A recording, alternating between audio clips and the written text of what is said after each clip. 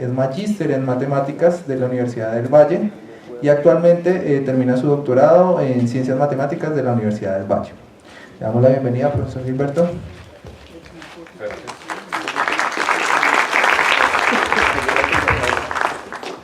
Bueno, buenas tardes para todos.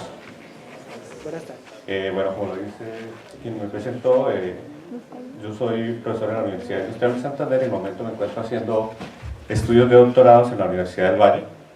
Este trabajo corresponde a avances que llevo en el momento de mi trabajo de tesis doctoral, que es dirigida por el profesor José Raúl Quintero.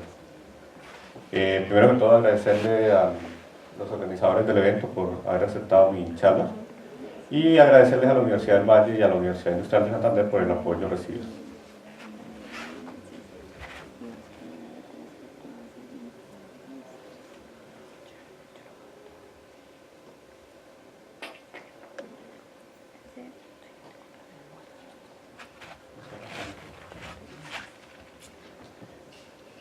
Bueno, nosotros, este trabajo está basado en este modelo. Aquí nosotros tenemos dos fluidos confinados entre dos paredes sólidas. Un fluido tiene una densidad ρ1, el otro fluido tiene una densidad ρ2. Un fluido tiene una altura h1, el otro h2. Y estamos interesados en estudiar la relación que existe cuando se genera una perturbación entre la forma que tiene la interfase entre los dos fluidos y la velocidad del fluido a una altura o a una profundidad z.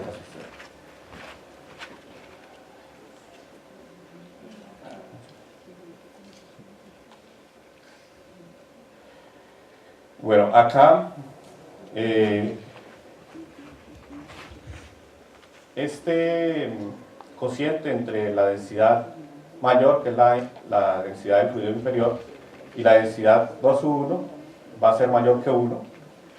Hay unas constantes especiales acá que surgen, que es alfa y épsilon, que son la relación que existe entre A y H1.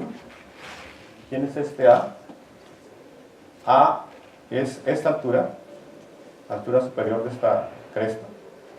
Y ahorita surge un L, que es la longitud de esta onda.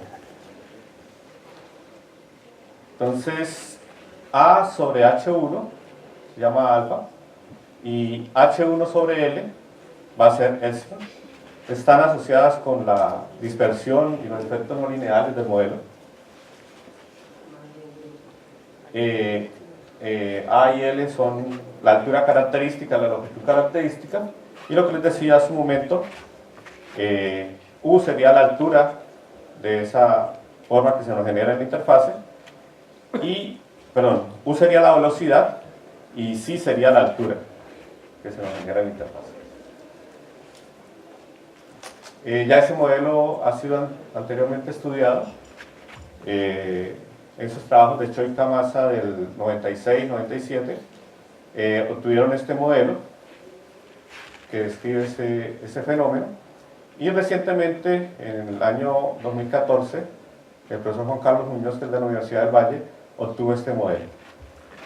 Para el modelo del profesor Juan Carlos Muñoz, en el 2016, el profesor José Raúl Quintero con el profesor Juan Carlos demostraron la existencia de ondas viajeras con velocidad alta, y el profesor Juan Carlos Muñoz con Felipe Pipicano demostraron la existencia de ondas viajeras periódicas para ese modelo.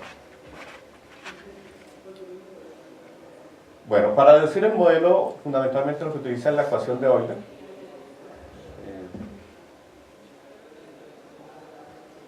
Observen que para estudiar la ecuación de Euler, pues nosotros tendríamos que dividirla en dos.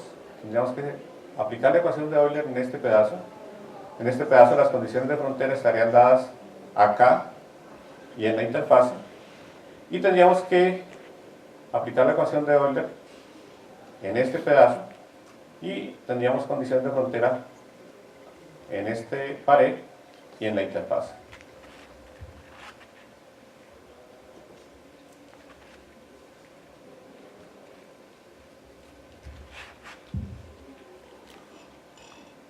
Entonces,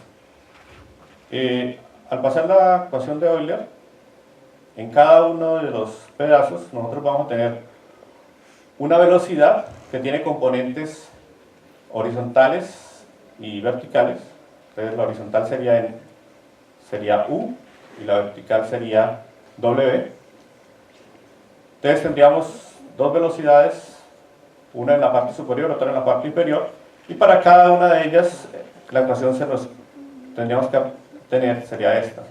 Esta primera está asociada con el divergente, estas están asociadas con esta parte, donde está la derivada, este producto, y 1 sobre ρ por el gradiente igual a la gravedad. Y estas serían las condiciones que están asociadas con la interfase. Las unas que son las condiciones, bueno, esta sería con la interfase, y esta sería la condición en las fronteras, en las placas.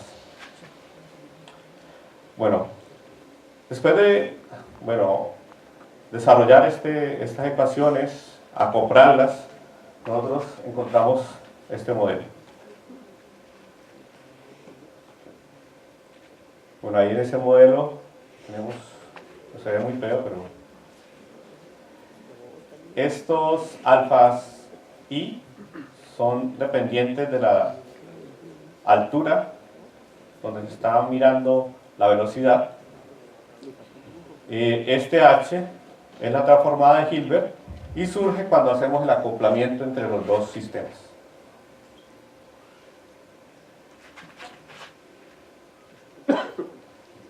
Observen que este modelo que se obtuvo es generalización de los modelos ya trabajados anteriormente por Choi Kamasa y por el profesor Juan Carlos Muñoz.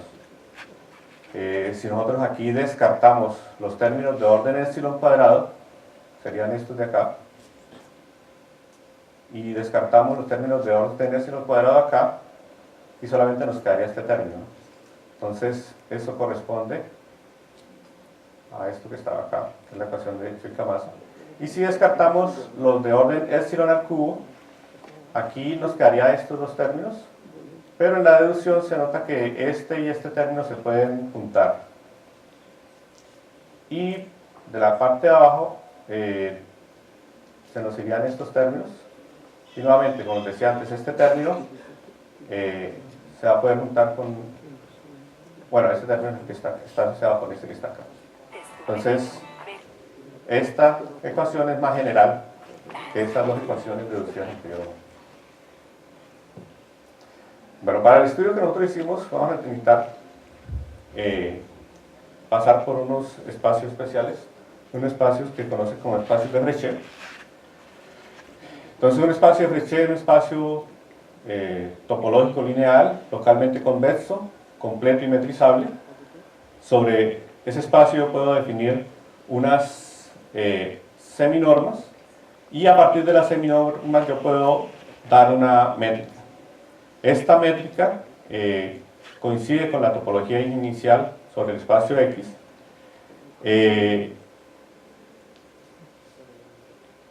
Yo puedo en ese espacio, bueno, puedo hablar lo que es una bola. Entonces voy a anotar B sub R como todos los elementos que están a menores de una distancia del 0. Y B sub R sub J, que van a ser los que están a una distancia R de un punto X. Claramente con esta distancia yo tengo que la bola de radio 1 corresponde a todo el espacio. Sobre un espacio de Frechet yo puedo decir lo que es un cono. Entonces un cono va a ser un espacio que satisface estas propiedades, menos que un subconjunto del espacio que satisface propiedades, que el lambda por k está en el espacio, que si hago la suma está en el espacio, y que k intersección menos k corresponde con el 0 del espacio. Vamos a tener estas notaciones. K sub r va a ser k intersección la bola de radio r, y la frontera de K sub r va a ser K intersección la frontera de B sub r. Y vamos a anotar K sub r minúscula, r mayúscula, como los elementos que están entre, su distancia cero están entre R minúscula y R mayúscula. Teniendo lo que es un cono, entonces yo puedo hablar lo que es un operador positivo.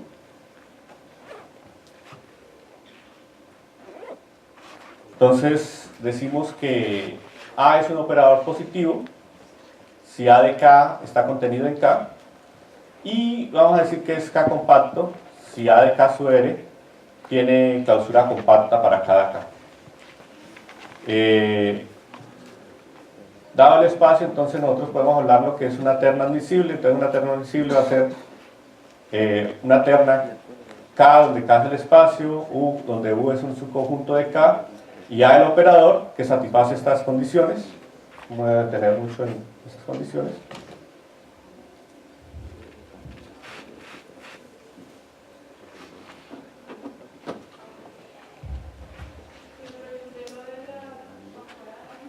Y vamos a necesitar también conocer un poco sobre estos resultados de teoría del punto índice del punto fijo sobre ternas admisibles. Entonces, si tenemos dos ternas admisibles, saber cuándo dos ternas admisibles tienen igual índice,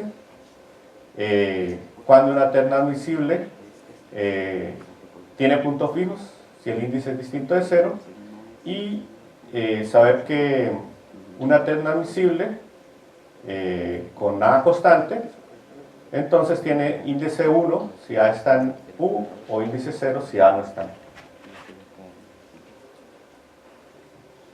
Y para lo que necesitamos trabajar, o para lo que voy a hacer, necesito este resultado fundamentalmente. Entonces una condición es el operador aplicado a x menos x no está en K para todo x en la frontera. Otra condición es t por a de x es distinto de x para todo x en la frontera y t en 0, 1. Y otra condición es, existe x en K menos 0, tal que x menos a es distinto de lambda x moña para x en la frontera de KR y lambda mayor o igual que 0. Entonces el resultado que voy a utilizar va a ser este. Ese resultado es debido a Benjamin Bonavocet de 1990, que dice que si se cumple esta condición o esta condición para R entre 0 y 1, y se cumple esta condición, que es la primera, y la tercera, para un R entre R minúscula y 1, entonces el operador A tiene al menos un punto fijo en el cono K sub R, R. Esta sería una sección de cono. Bueno, y adicionalmente se tiene una condición sobre el índice, es que el índice para K, A y K sub R, R es igual a menos 1.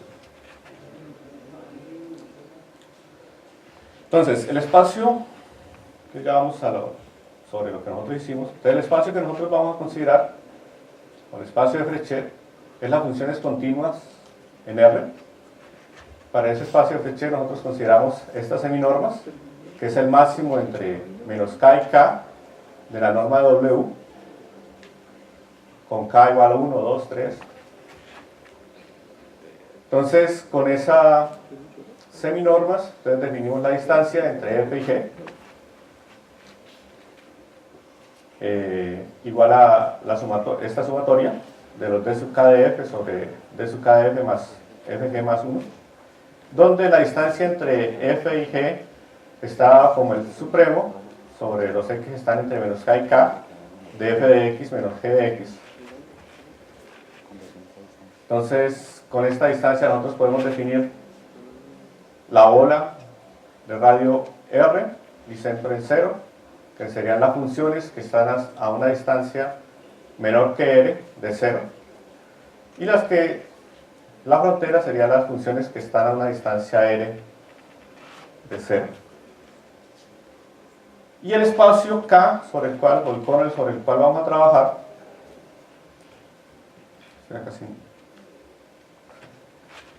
Qué pena. Creo que tengo ahí.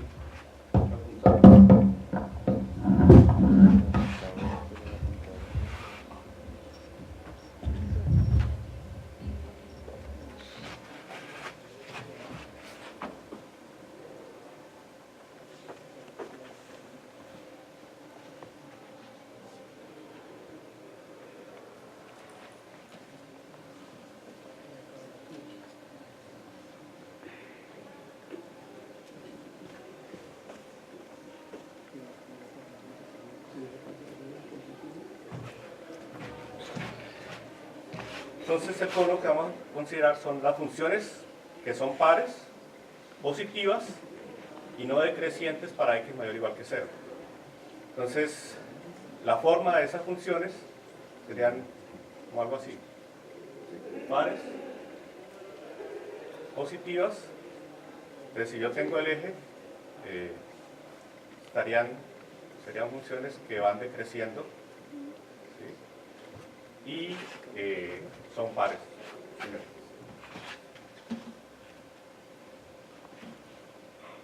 Entonces, bajo esta distancia, nosotros tenemos que al ser las funciones de esta forma, el máximo siempre está en 0. Entonces, para todas las p sub k normas, la distancia va a ser la misma. El máximo se va a obtener donde mismo.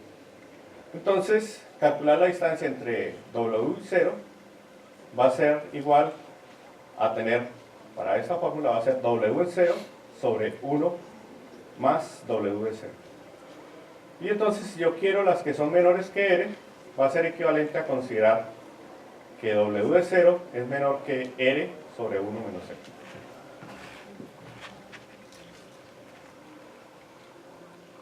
Bueno, a partir de esto, yo puedo considerar este espacio, que es el producto cruz entre las funciones continuas sobre R y las funciones continuas sobre R. Puedo considerar las P sub J seminormas, definidas como extendiendo la anterior, el máximo, los X en menos JJ, entre el valor absoluto de f de x y el valor absoluto de g de x. Y a partir de eso definir este cono contenido en Y, el producto, el producto entre las continuas y las continuas, como menos k plus k. Entonces va a ser, estas van a ser funciones pares, negativas, que serían decrecientes, y después crecientes, y estas serían positivas, crecientes, pues decrecientes. Y definir este d sub f moño, que va a ser el máximo, esta distancia va a ser el máximo de menos f de 0, g de 0, sobre 1 sobre el más el máximo de menos f de 0, g de 0. Bueno, ahí también voy a poder definir el cono, tomando un f en el cono intersección la frontera de b sub r. Entonces vamos a tener que, debe tenerse que esa distancia tiene que ser igual a r, y entonces el máximo acá va a ser r sobre 1 menos 0, como en el caso anterior. Bueno, igual que antes, vamos a anotar, pero ahora k moño, k sub r moño va a ser k moño intersección la bola de radio L. Bueno, entonces, para la ecuación que deduje antes, haciendo este cambio de variables, nosotros, bueno, este cambio de variables en sí lo que queremos es quitar los épsilon y los alfas, normalizarlo, se llama. Obtenemos esta ecuación. Esta ecuación se va a poder comprimir y escribirla de esta forma.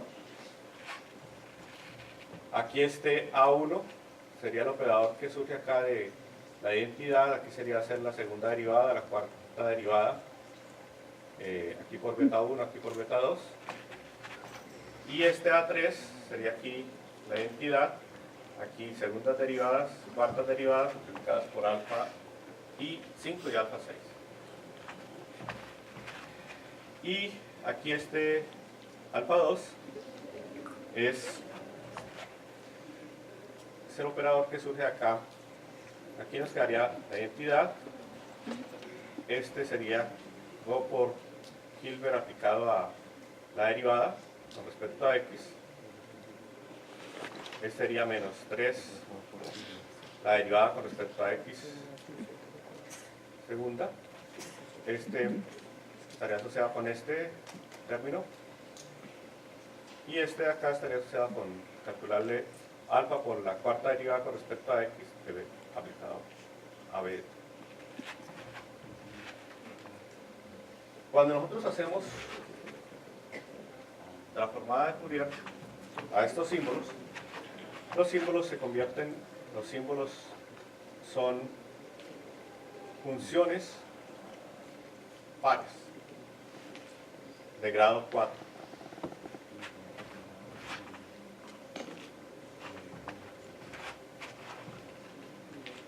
Entonces son funciones positivas pares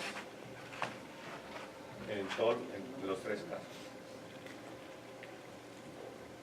Nosotros lo que queremos encontrar soluciones tipo onda viajera para el modelo.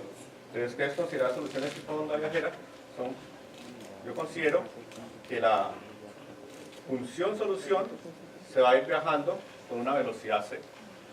Entonces, cuando yo supongo soluciones tipo onda viajera, el modelo anterior lo voy a poder escribir de esta forma. Aquí este c surge de considerar el desplazamiento c. Lo voy a escribir de forma matricial, voy a poder escribir de esta forma, es esto mismo. Y voy a poder aplicar transformada de Fourier. Entonces, cuando aplico transformada de Fourier, a cada símbolo le aplico transformada de Fourier. Y para encontrar la solución, yo podría aquí multiplicarlo por la función, por la matriz inversa. Cuando aplico por la matriz inversa, nos queda, aquí pondría la matriz inversa, explícitamente pues sería dividir por el determinante, cambiar este orden y aquí ponerle signos negativos. Cuando hago ese desarrollo, me queda que cita se puede escribir de esa forma y b se puede escribir de esa forma. Ahora, si yo quiero encontrar la solución formal, lo que tendría que hacer es aplicar transformada inversa de Fourier nuevamente. Entonces, cuando aplico transformada inversa de Fourier, yo la podría escribir de esta forma, donde estos k sub i incorporado acá corresponden a los símbolos asociados con los operadores a sub i. Entonces, yo lo que quiero ver es si puedo garantizar la existencia de solución del problema que ahora vamos a poder escribir de esta forma. U igual a sub c de u. Entonces, observen que estas funciones, como las dije antes, estas son pares. Cuando yo divido por esto, por esta función par, pues va a tener más o menos la misma característica. Lo que tengo que mostrar es que efectivamente estas funciones son pares, positivas y decrecen hacia el lado derecho. Entonces, un resultado que vamos a utilizar es un resultado de Benjamin-Bonavocé, que nos dice que si yo tomo una función en las continuas de intersección L1 y hago convolución con una función que es positiva, no creciente hacia la derecha y par, entonces esa función convolución vuelve a ser de esa misma forma.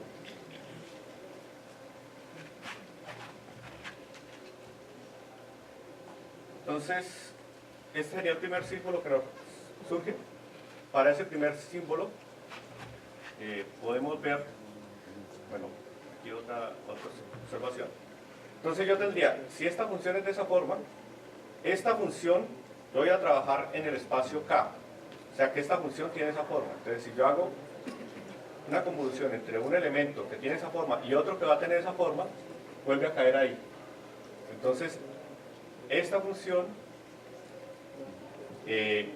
sería par, positiva, decreciente a la derecha.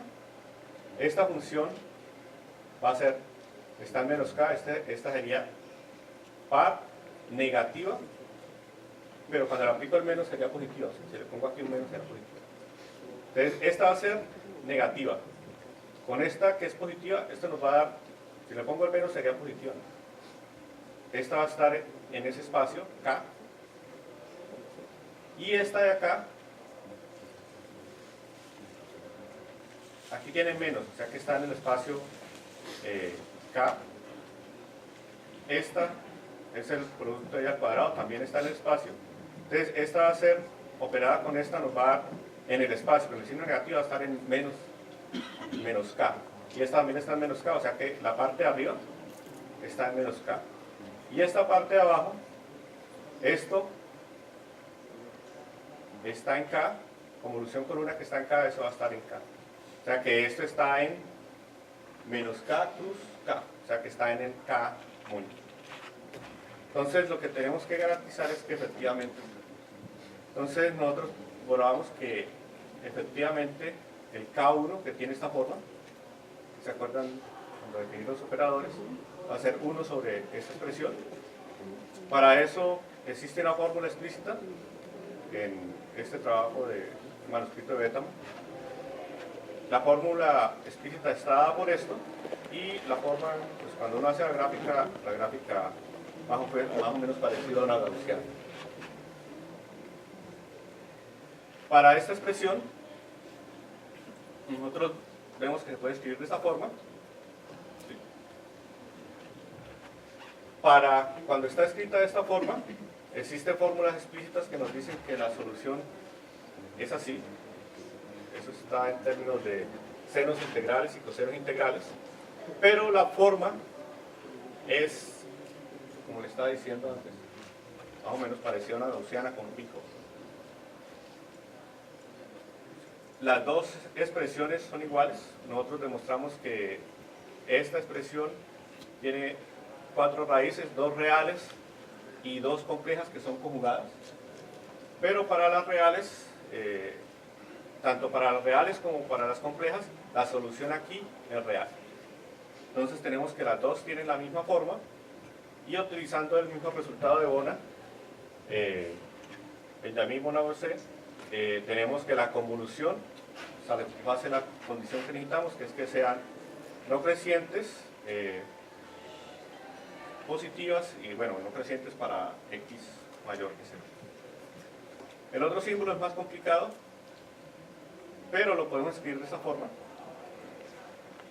El primer símbolo está asociado con la que encontramos en K1 y cuando transformamos, aplicamos la transformada inversa, esto va a ser equivalente a calcular esto sobre K1 y mostramos normalmente cuál es la forma y esa forma tiene la característica que necesitamos. Y para los otros términos tenemos que utilizar un resultado de Tuck que nos dice, está asociado con la segunda derivada de la función. Entonces nos dice que si la función es decreciente y la segunda derivada de la función es positiva, entonces la transformada de la función es positiva. Entonces lo que hicimos fue aplicárselo para K segunda y K tercera. Entonces mostramos que K tercera era negativa, entonces tenemos que K prima es decreciente. Entonces con eso tenemos que K5 tiene la misma forma que necesitamos y al hacer la convolución con K4 entonces vamos a tener que K4 convolución K5 que sería el K3 tiene la forma que nosotros queremos, o sea, positivas y decrecientes. Entonces los K sub i tienen esa forma.